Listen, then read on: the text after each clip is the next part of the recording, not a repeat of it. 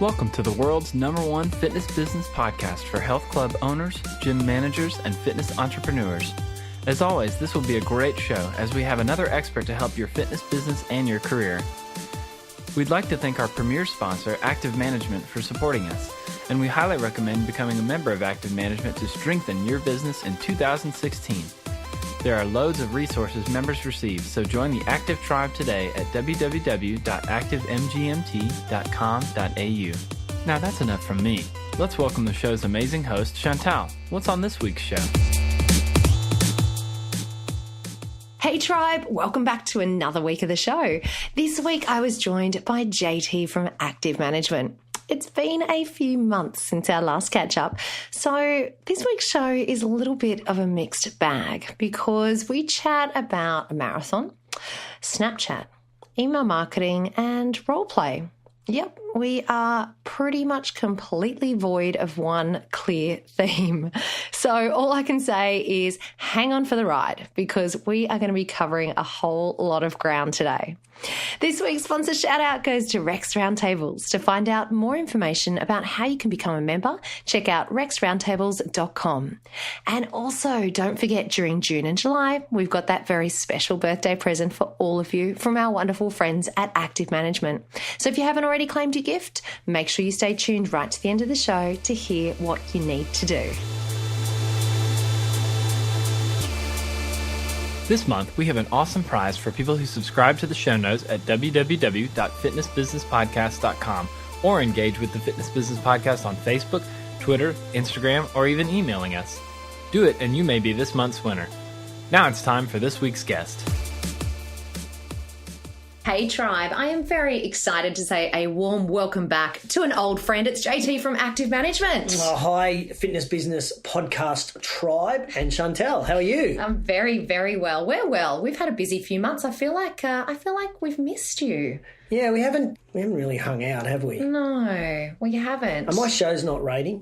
That's not why. Don't people like the information that I share? No, we love the information that you share. We're very excited to have you back, as a matter of fact. But I know it's... but it has been a couple of months. So listen, before we crack into all the business stuff, I want to say congratulations because you have ticked a very big box on your goals list. You've completed your marathon. Yes. Yep. I think I'm still a bit broken. I went into the race broken and I've come out of the race broken. So that box is ticked. Whether I choose to do another marathon, we are probably still too soon for me to even contemplate that yet.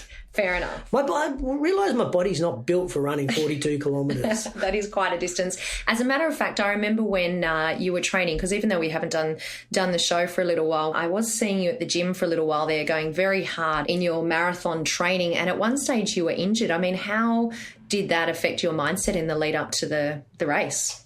Yeah, good question.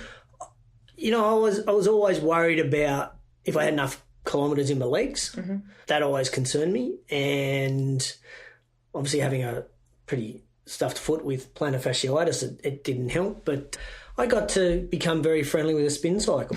You did. You even did my class a few times. Yep, I certainly did, and enjoyed it immensely and left a pool of sweat on the floor. I feel sorry for the cleaner of the gym. That's all right. When you do that, I feel like I'm doing my job properly, so that's a good thing. But I think, you know, when you're injured, there are two things. One is if you're focused on a goal, you work around the injury. And then the second thing is you work around the injury. There's so much to do in a gym that there's really it's an excuse why you don't train. So there is no excuse. Yeah. And I think as business owners, we can be educating our members that just because you've got a sore arm or sore shoulder or a sore foot. I mean, I saw on Instagram a couple of months ago you had a sore elbow. Yeah. Love the pink tape. Yep, thank you. You know, you work around it. Yeah. And to me, that's an aspect of our business that we could really work on. We can really help educate members that just because they're injured, it means they don't stop coming to the gym. We work around it. Yeah, that's a really good point, actually. Tell me this, what were any kind of key tools that helped you when you were actually in that training phase? Okay, well, these are all our paid ads. Oh, right. Something you prepared earlier? Yep. Just as a matter of fact, here's someone I prepared earlier, yes. Well, obviously my Mizuno shoes, plug, ding, ding. Does Harper do like a cash? Yeah, I think we can organise something like that. Yeah. My Apple Watch, I found the Apple Watch was really good because, while I was running, I just glanced down and checked stuff out. I was taking some supplements from Total Sports Nutrition here in Australia, and I follow my program that my personal trainer wrote for me, and we use Evernote. So he writes my program on Evernote, and then I could just go into the gym, I got my phone and record what I was doing in the gym, upload photos or whatever I needed to.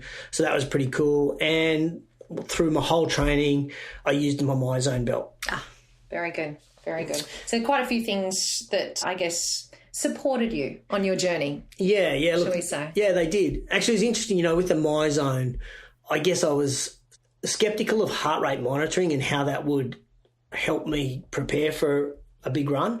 And I got to admit, as a visual person, the colours on the new app that MyZone have, which isn't really a new app anymore, it's been now a couple of months, but I don't look at the number, so I don't know actually what percentage my heart rate is, but if I can just glance at my phone and see yellow, I'm happy. If I'm green, I know I'm not working hard enough, and if I'm red, I need to pull it back. It really is a great tool, especially when I was doing your spin classes, for example, when I'm injured, I can just look down and I can just see on my phone what my heart rate is, and I just go, right, I need to work harder. I need to crank it up. This is a mental thing why I'm not working hard enough. So it's an interesting concept to use heart rate monitoring to train. Yeah, absolutely. Hey, JT, did you happen to catch our Q&A show back in May? Did you catch that one? Yeah, because I was training for a marathon and I was listening to most of the fitness business. Good. So actually, I got a point on that. Yeah. Some of your listener interviews, people say they listen to the show while they're working out. Uh-huh. Like I do that, but I don't know. I need to talk to these listeners because the pieces of paper get really wet when I write notes. Well, I got to go back and listen to the shows again sometimes because once you get some ideas and then you go, oh, wow, and then you need to go back and listen to it again. So if anyone's listening and you listen to shows twice, you're like me. I have a solution for you. Yeah. You do know that every single week we put all of that information in the show notes, right? Good point. Maybe I should visit the website more often. That wasn't even set up, Tribe. That wasn't even set up. So heading over to the show notes will solve those problems. So the reason I mentioned the Q&A show, though, JT, is because we were flooded with questions. And at the time, Adrian Antigua was very kind to answer some questions on grip training for us. Mm-hmm. But we had some more come in, and I'm hoping that you might be able to answer one of them for us today. What do you reckon? Sure. Good. Well, this question was from Paul in Brisbane, Australia, and he said, there's an increasing number of fitness people on Snapchat and Periscope. What social media platform should we be on? I've noticed the same thing. I keep seeing those little Snapchat avatar things on Facebook and popping up. Yeah. And more people are popping up on Snapchat and Periscope. Look, my answer to that is really simple. Get on the platforms that your clients are going to be on. You may love Snapchat personally and you might think it's a great thing, but if none of your clients or your prospects are on Snapchat, then why would you present a corporate or a brand or an image on Snapchat? It doesn't make sense to me. Yeah. It's a little bit like Instagram. Like I find Instagram is, hopefully I don't offend too many people, although I know I probably will. I find Instagram almost like soft porn for personal trainers. It's like midriffs and six-packs. And I'm like, okay, well, you're showing off to everybody else in the fitness industry, but how many prospects, potential clients are on Instagram looking at pictures of you as a trainer? I don't know. I can't see it. So for me, I would suggest, Paul, in Brisbane, in Australia, that you focus on the platforms that your prospects and your members or your clients are on, and have the discipline to just do, if they're on Facebook, that you do that really well. If you're a corporate facility or a corporate trainer, you might spend more time on LinkedIn. I can't imagine somebody in a country town needing to be on Twitter. Yeah. I think what you're saying makes total sense. And I've got to admit, I'm a bit of a Snapchat newbie myself, and I'm the same. I keep seeing these, people changing their profile pics and stuff like that to come up. But The thing is, and I follow two, I'd say fairly big fitness names on there, it just seems so time intensive. Yeah. You know, I like the reality of it. I like the fact that it's not polished and it's not, It's raw. filtered and all. Yeah. And I love that because it makes me feel connected to those people. But as I said, I mean, I feel like if that's one of the platforms that you feel your customers are on, you really need to commit to being on there a lot to make that connection. Yeah, look, I agree. But I don't get if your clients aren't on Snapchat or your prospects aren't on Snapchat, why you would do it. Why do you have to tell everybody you're on it if none of your clients are on it? Agree. It doesn't make any sense. So, and I don't know because I've never heard of any direct statistics, and if anyone's out there that could share them with us, like how many sales have you made because you're on Snapchat? Like how many dollars have come into the business because you're snapping away or chatting away? What would it be? Snapping. I think you're snapping. Snapping away. So it kind of... So, Paul, just go to your clients and say what social media platforms you're on, or your members, what platforms you're on, and then that's where you put your energy. Yep. Good advice. Okay, let's keep going now. I was at Filex, so were you. Yep. You're at Ursa. Yep. And we both probably follow the same people's blogs and podcasts and Facebook pages. And I've got to say, I see consultants professing new models for gyms all the time. These models range from converting to 24 hours, which I hear quite often, to introducing and building group training. Do you reckon that those new models, so much going on, confuses owners? Yeah, I do. Look, I think one of the challenges in our industry is the speed at which the industry's changing. We used to be able to open a big box gym and build it and they would come. And now we've got all these different types of gyms and different hybrids and different concepts that are popping up. And I get what the speakers or the personal trainers are trying to do. They're trying to help business owners come up with new revenue streams or a new business model that's going to make them a bucket load of money. But I think all that does is, as you just said, it kind of confuses them. And I think that becomes a real challenge for the owner because the owner's thinking, well, this is the direction I want to head. Now I've heard this at a conference. Now I've got to go somewhere else. And so what we see is owners lurching with concepts or models instead of staying focused, and that becomes a real challenge.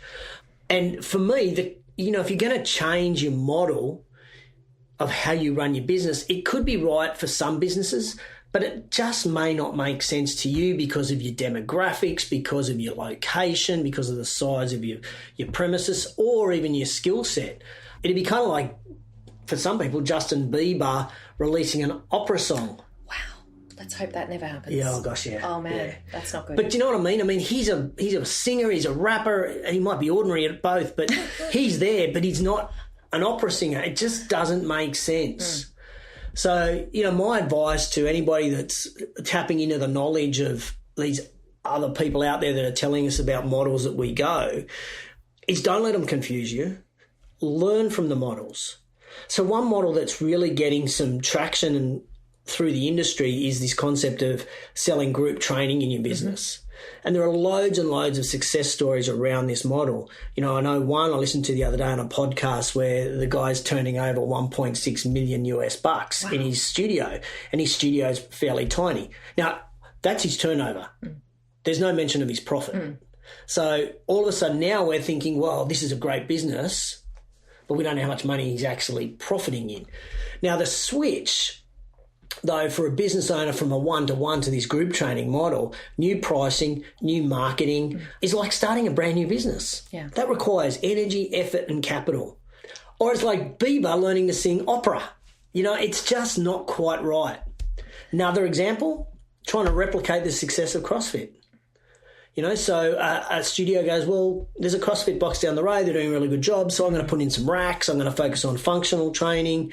And before you know it, you've got this hybrid business model. It's not quite personal training. It's not quite CrossFit. It's not quite group training. So what's your focus? Yeah. So what's your message? How do you position yourself? What I suggest is that from these businesses that are doing really well, that we learn best business practices. It's not about the product. It's about the business practice that we can learn from. We learn how they sell or how they market or how they build a community, and then stick to your guns, stick to what you believe is right for your business.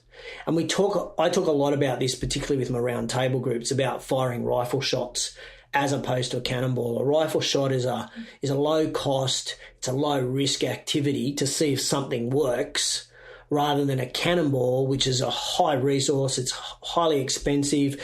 There's lots of recoil on a cannon and it pushes you off course when you fire that cannonball. So if you're going to look at changing your business model, just look at firing a couple of rifle shots first before launching a full-out attack. I reckon that's really good advice. Hey, JT, can I ask you another listener question? Sure. While you're on a roll. It's a bit of a licorice all sorts. I know. This one, isn't it? But I like these shows. Okay. A little bit of something for everyone. Sure. Don't you think? Got another question. Okay, so this one comes from Leonie in Dallas, Texas. Leonie says, how many emails are too many emails for clients? That's a pretty good question. Yeah, I reckon, because the thing is, I don't know about you, but I get a lot of emails. I'm sure everyone out there does. And I recently did a huge cull of all of those kind of promotional emails and the newsletter sign-ups because my inbox was overflowing. And to be totally honest, I didn't have time to read them all. But when I did it, I really had to think about what was important to keep and what was just clogging up my inbox. What do you reckon? Yeah, look, I agree. I think, what was it? 10 years ago, our letterboxes, our physical letterboxes were filled with direct mail crap. And so we just pick them all up in one go and put them in the trash. Yeah, in the trash. So, yeah, I get that point. To answer Leonie's question, I believe that if you have a connection with your clients, then you can't send too many emails. Wow, okay. Okay? If you don't have a connection with clients, then yeah, sure, it is crap. It's direct mail crap, and that's what they'll bin it. So here's what my filter would be, for want of a better description, is that every email that you send to your clients, must add value. It's got to add value.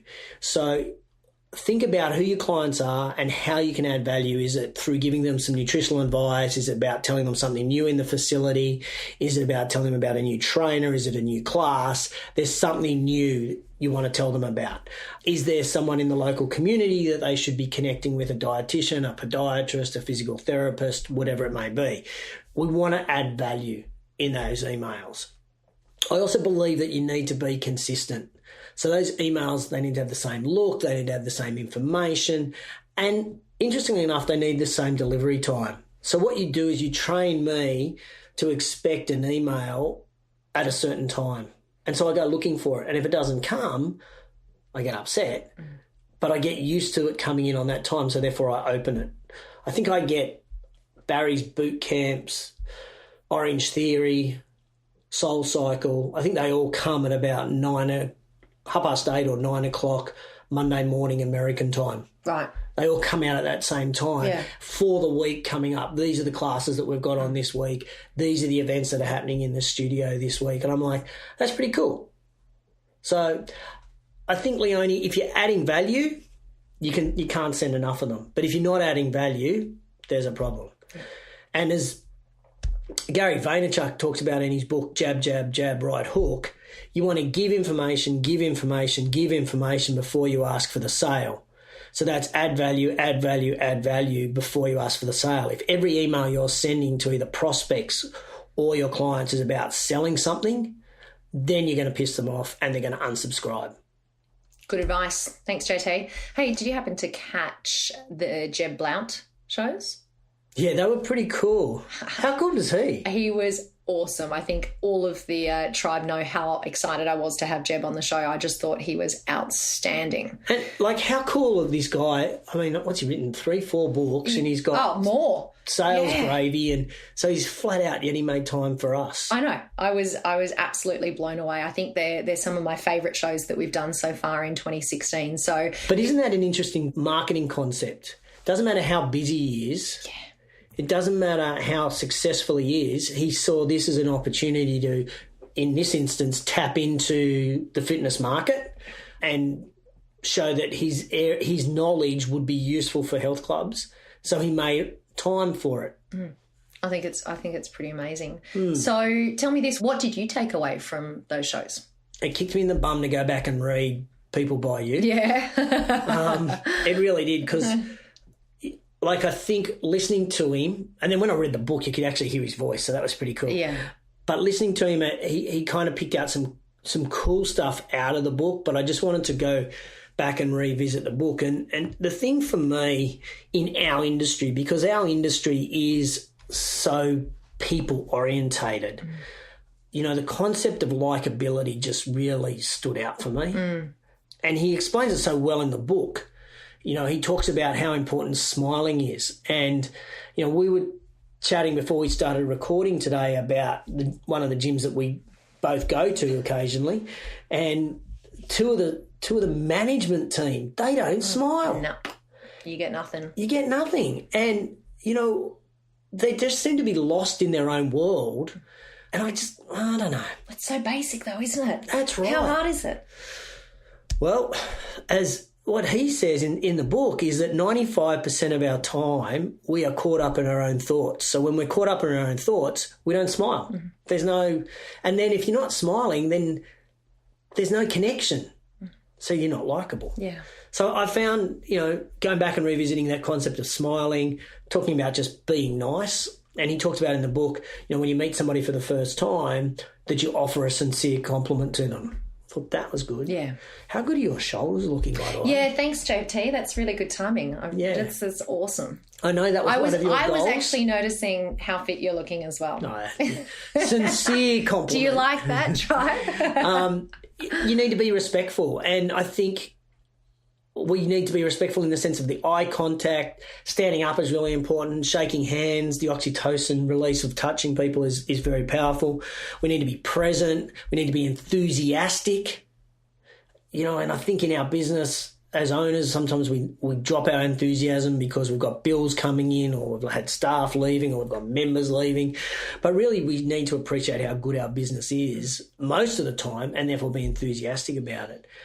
And one of the things he talked about, which is particularly interesting, is about being confident. And he didn't talk about being overconfident, but he said about having a real positive self-image, having real good product knowledge and real positive attitude. And I look at a lot of clubs and I wonder about the product knowledge, particularly in our sales teams. Yeah. And we've talked about this before, so that makes sense.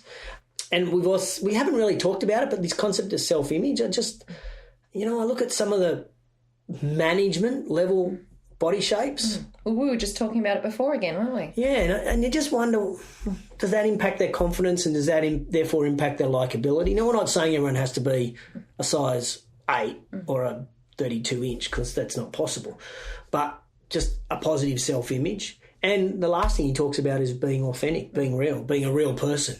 So summing all of that up, he talks about in the book, which resonates for me in sales, is that we have to have people like us. When people like us, they connect to us. When they connect with us, they trust us. When they trust us, they buy from us. If they don't trust us and they don't connect us, then we have to sell to them.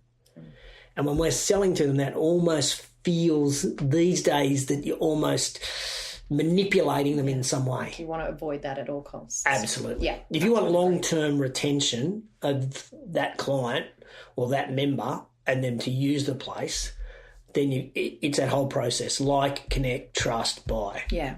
Now, I'm pretty confident that all of the tribe have caught those shows, but just in case there is someone new that happened to miss Jeb's shows that were 51 and 52, so really strongly encourage you to go back and check it out, because it's totally relevant for anyone. I mean, we have been so lucky when it comes to having sales experts on the show, haven't we? I mean, Jeb was totally amazing. How great was it having Casey Conrad back again? Oh, she's such a busy woman, but she's so cool. God. I felt quite honoured that she took the time to come back and join us for a second show. Thanks, Casey. You're a good lady. Yeah, thanks, Casey. And she's so raw. And I get why some people can be offended by her, because she's so blunt, but she gets that message through on how important sales is in our businesses. Yeah. That's what we've got to get our head around. And did you catch that bit when she talked about role playing? Yeah. Yeah, I thought that was really interesting. And I have to admit, because I'm pretty influenced by Casey, I mean, she was saying that sales teams should be doing role play every single week, regardless of how experienced they are. What do you reckon? Look, I think this will sound negative, but role play is a necessary evil. And in many businesses, our staff don't like role playing because they see it as evil. That's bad, isn't it? It doesn't sound evil at all. But you know, by definition, role play means fun. Yeah. So I think if we're going to have role play, and I think I agree with Casey every week. I think. But if it's not every week, then it should be bi-weekly or at least monthly. And I think what we tend to do when we think about role play is we're going to role play a whole tour. So we're going to role play from the minute somebody walks into the club, we're going to tour them, price, present, overcome an objection. For me, being a sporting coach, what we used to do is we would isolate a skill and practice that skill. So for me, role-playing would be isolating and we'll just do the meet and greet, or we just do a needs analysis, or we'll just do a tour, or we just do the price presentation. We actually break it down so it's into chunks. I also think it's important that we stay in our roles in role-play, and I think it's important that whoever we're role-playing with is, I call them perfect Peters or perfect Paulers. That they're not there to catch the person out, they're actually there to help them. Yeah. So, look, in our club, when we used to do role plays, we'd have people dress up. So, you know, if they were playing an old lady, they had to dress up like an old lady. If they were playing a bodybuilder, then they had to walk and talk like a bodybuilder. Yeah, it makes it fun. Yeah, we made it fun. Yeah. We didn't use pieces of paper to price present. We used one of those Etch-a-Sketches. So you just create it like a game, and that starts to make role play fun. But the reality is every professional sporting team on the planet does practice before they show up for game day, whether it's basketball, football, softball, whatever the sport, they all practice ready to show up for game day. So we're no different. Yeah. Nor should we. Hey, JT, can I ask you one more question? Yeah. Okay. Is there anything new for members of Active Management? Lots, actually. Can you tell us about it? Yep. We are now 23 days into membership 2.5. Woohoo! So we launched this on the 1st of July, and we listened to all our members. So we're making everything on the member hub a whole lot simpler to find. Mm-hmm. So that's really exciting. And the other thing that we've now been doing, probably for about 2 months, is putting up my photos, not my photos of personal me. photos of you. No, not just of me, but photos of gyms that I've been to around the globe. So I don't know what the gyms think of that. I haven't been contacted as yet, but we're putting them up, and so I'll show photos of usually the reception area, the exercise area, maybe the change rooms, and if they've got any marketing or posters that are hanging up around the place, I'll take photos of that. So there's usually, I don't know, maybe a dozen photos of boutiques, big box gyms from PT studios from all over the planet. So we're getting some really great response to putting that up and sharing that with our members. I reckon that is such a good addition to the membership, and from a gym owner perspective, to be able to get that kind of sneak peek, I guess, behind the doors of so many other gyms, it's a pretty cool pretty cool thing to be able to look in at. And I have to admit, like, one of my favourite things, and this is not new, but one of my favourite things in the membership is still those marketing templates. Yeah, they're pretty good, and we're getting better and better with them. We're refining the process, and, I think pretty much from the 1st of August we're going to see some slightly better, slightly easier to use concepts with that marketing. So we're not resting on our laurels. We're always trying to improve and we're working hard on it. Nice. Love it. Hey, while I've got you here, I want to say such a big thank you to you, to Active Management, for our birthday prezzies that we've been giving away to the tribe. And I should mention, and I guess remind everyone, in case you've forgotten, Active Management are giving every single tribe member a free resource to help strengthen their business. It's valued at $100, which is really cool. And all you need to do to grab yours is go on to fitnessbusinesspodcast.com/active.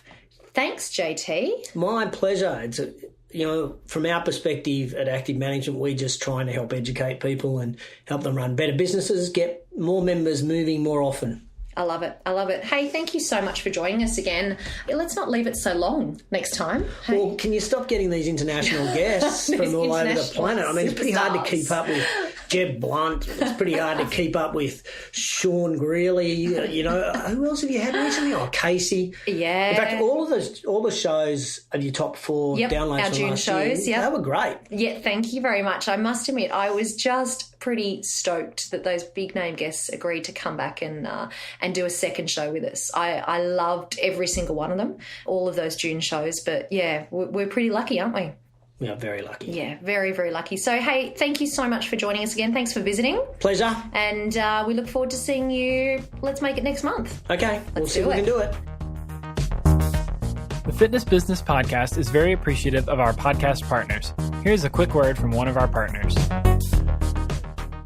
The new Active Management membership is perfect to help reduce your stress of running a fitness business, with shortcuts, tools, and education all at your fingertips. You will be strengthened as a leader and a business with the new Active Management membership. To find out more, go to activemgmt.com.au and click on the big blue button that says you can be a member now. There are 4 packages to suit every budget and need. It's time for the Fitness Business Podcast Wrap. Here are my top takeaways from this week's show. JT said, focus on the social media platforms that your clients are on and have the discipline to do that really, really well. He reminded us to learn from different models in the fitness market, but don't get confused by them. Stick to what you believe is right for your business. When it came to email marketing, he said that every email you send to your clients must always add value. And when talking about sales, and we revisited Jeb Blunt's show in 51 and 52, he said that if people don't trust and connect with us, then we have to sell to them, which is what we want to avoid. And last but not least, we talked about role play. JT reminded us that role play is not evil and you can make it like a fun game to play. Every professional sporting team practices before a game, so we should be no different. To celebrate our 1-year birthday, as I mentioned earlier, our wonderful friends at Active Management are giving everyone a free resource download valued at $100. So if you haven't yet claimed your gift, head over to fitnessbusinesspodcast.com/active and you can choose from one of 4 resources. Don't miss out. Jump on today. Once again, that is fitnessbusinesspodcast.com/active. Quickfire 5. Tribe, it's with great pleasure that I introduce you to Vicky Saunders. Welcome to the show, Vicky. Thank you so much. Now, are you ready for our Quickfire 5 questions? Yes, I am. Okay, question number 1. Why do you do what you do? I get such a huge kick out of helping people connect with the really good things in their lives. I love it. And what's the best advice that you've ever received? Best advice was from my parents, which was to quit my previous job and do this. Oh, wow, that's gutsy advice. And what's a personal habit that helps you become better at what you do? Constantly seeking out help from other people, so other people who are experts or have gone through something similar. Yeah, that's really good. And what's one book that you'd recommend and why? I think there's a great book called The One Thing. The reason I would recommend it is it allows you to just focus on one thing. It teaches you how to keep your life a little bit more simple and focused. And why should our tribe come back next week and listen to our show? Because we are going to be talking about partnerships and how it can help them achieve their business goals quicker and easier and more effectively. I'm really excited to have you back next week, Vicky. So thanks for joining us today for the Quick Fire 5, and we will check in with you next week. Thanks. See you then. I look forward to sharing that interview with you all next week. Thanks for joining me for another week of the Fitness Business Podcast. And remember, what you leave behind is not what's engraved in stone monuments, but what is woven into the lives of others.